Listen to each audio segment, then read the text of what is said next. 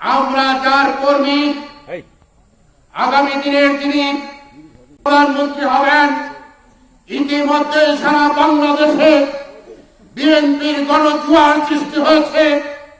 এই গণজোয়ার দেখে আজকে যাদেরকে আমরা লালন পালন করেছি, 17 বছর যাদেরকে আমরা দেখে শুনে রেখেছি, তাদের মাথা আজকে খারাপ হয়ে গেছে। আজকে বিএনপির সাথে টক্কর দিতে যাচ্ছে। আমরা বলতে চাই, আমাদের মাথা এত খারাপ হয় নাই যেখানে সেখানে গিয়ে আমরা গোটা মারব। একটা ওয়ার্ড বিএনপির নেতা কর্মীরা মুক্তাগাছা উপজেলার একটা শক্তিশালী দলকে মোকাবেলা করতে পারে। আজকে ফরহাদ আপনাদের সামনে হাত উঁচু করে দেখাচ্ছে, তার একটা হাত নেই। এটা অত্যন্ত দুঃখের, কষ্টের।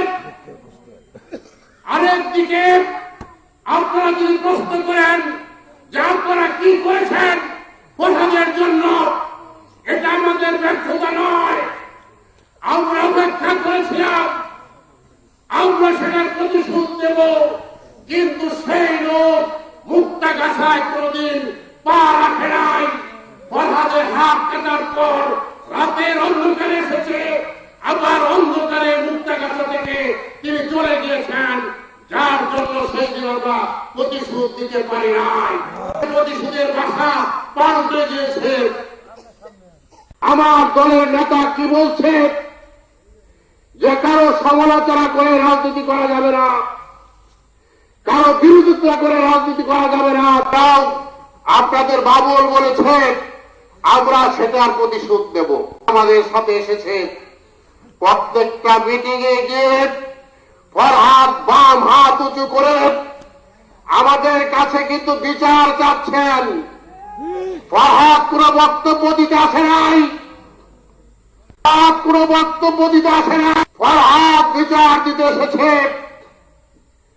আজকে তাকে বুঝিয়ে দিতে হবে ফরহাদের হাত কাটার কি পরিণাম। বাস্ক খালি করে থেকে তাকে বিতাড়িত করতে হবে। এটাই হবে আজকে প্রতিশোধ। যদি অন্য একজন প্রার্থী থাকত আমরা এত কথা বলতাম না, কারণ বাংলাদেশে এখন বিএনপির জোয়ার বয়ে বেড়াচ্ছে, যে জোয়ার খালেদা জিয়া সৃষ্টি করে দিয়েছেন।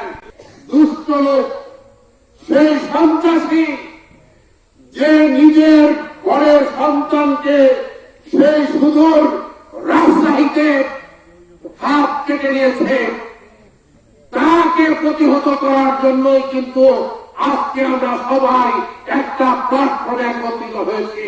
কর্মী আজকে সেই ফুলের কাঁটাকে ধরে রেখেছে।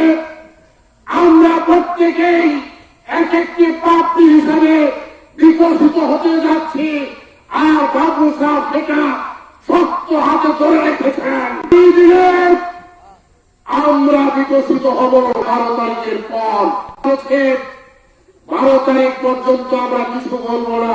করেছি সেটা আমাদের ফসল, সেটা বিএনপির ফসল, জিয়াউর রহমানের ফসল, খালেদা জিয়ার ফসল, তারেক রহমানের ফসল। 5ই আগস্ট যারা রক্ত দিয়েছে, এদেশের ছাত্র সমাজ প্রায় 2000 নিরীহ ছাত্র জনতাকে হত্যা করেছে। রক্তে রাজপথ রঞ্জিত হয়েছে। দেশের প্রত্যেকটা রাজপথ রক্তাক্ত হয়ে গেছে। ফসল 12 তারিখ গড়ে তুলতে চাই।